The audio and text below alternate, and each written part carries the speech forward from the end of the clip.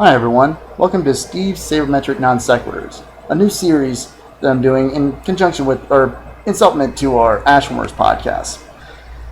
One of the things that I've always kind of argued with my co-host on the Ashwarmers podcast, Chewy, about is the value of closers in relief pitching, where I don't always feel that a closer is more valuable than a regular relief pitcher. And I've never really tried before to actually quantify what a pitcher's worth. So I decided to get off my ass and actually come up with something that kind of explained what the value of a closer to a team was. So I like being very simple with statistics. A save is a very simple statistic to look at for effectiveness. You either come in and pitch a clean inning or you don't.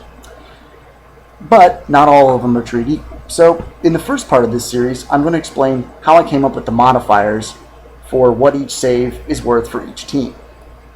And then the next part, I'll explain how I'm going to use that to show what the efficiency is for each pitcher.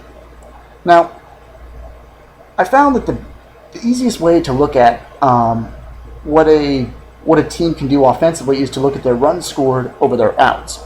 I could use runs created, but runs created is too much of a potential stat. There's always a huge inefficiency between the actual runs scored and the possible runs created. So it's more of a projected potential than it is for an actual value. And what I valued was, I tried to create a value for what each run is valued at per out. And I found that the top 5 teams for runs scored to outs were the Boston Red Sox, the Detroit Tigers, the St. Louis Cardinals, the Oakland Athletics.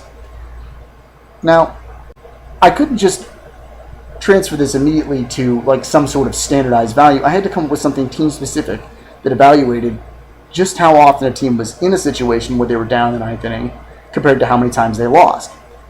And I originally tried to do games trailing over the whole season, but that gave too much value to bad teams that were always losing. So I came up with a ratio of how many times they were trailing to how many times they lost. And kind of inadvertently, it almost factors out teams that have poor defensive statistics because there's a reasonable correlation between the number, like the ratio of a high ratio of games trailing to losses and having a good pitching staff. Where a team that actually made the playoffs, like the Atlanta Braves, actually had a very high ratio, but was a mediocre offensive team. So it actually created they actually were towards the bottom of my list in terms of teams. Now, I had to try and generate these into how they would come into a modifier that would make sense in order to value each save. So the teams with the highest ratios of games trailing after 9 innings, or trailing into the 9th inning, and losses were the Atlanta Braves, the Minnesota Twins, the Kansas City Royals, the New York Yankees, and the Oakland Athletics.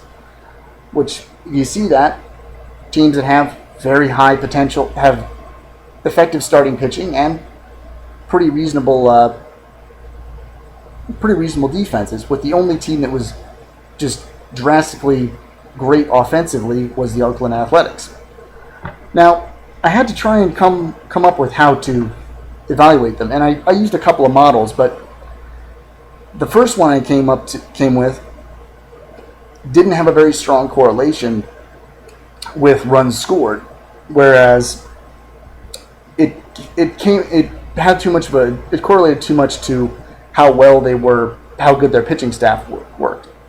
So what I did for each team was I put their runs scored per out and divided it by their modifier for times trailing in the 9th, correlating to losses. And what it gave me was almost an isolated stat of how powerful their offenses were if you didn't account for a pitching staff being poor, with the best teams being the Boston Red Sox, the Detroit Tigers, the Baltimore Orioles, the St. Louis Cardinals, and the Texas Rangers. And then what I did was I found the league average, and then what I found was the league average 0.177279, and divided everybody's adjusted value by that to come up with the modifier for how effective they were in the ninth inning. And what I came up with was the best teams in the ninth inning were the Red Sox, the Tigers, the Orioles, the Cardinals, and the Rangers. No surprise there. And the teams at the bottom were kind of the lowest scoring teams: the Marlins, the Twins, the Phillies, the Padres, and the Royals. This one, within the top 13, as long as a team scored more than 700 runs, there seemed to be a very strong correlation between how effective they were in the ninth inning and how many runs they scored. But below that, a lot of teams that had poorer pitching staffs or better pitching staffs seemed to kind of inflate or deflate their value.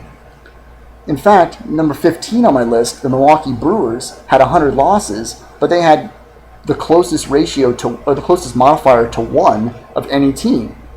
Whereas the Atlanta Braves were a playoff team that had a very subpar modifier at 0.92 because their pitching staff pretty much carried them throughout the season. And I should know that. My buddy Chewy had to explain to me over and over again how bad the Braves offense was.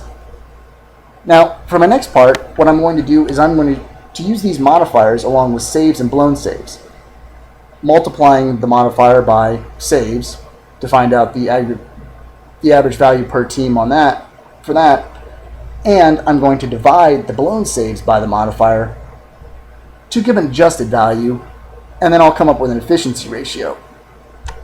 Well, you guys can follow me on Twitter at Steve Casper, and please check into our Ashwarmers podcast.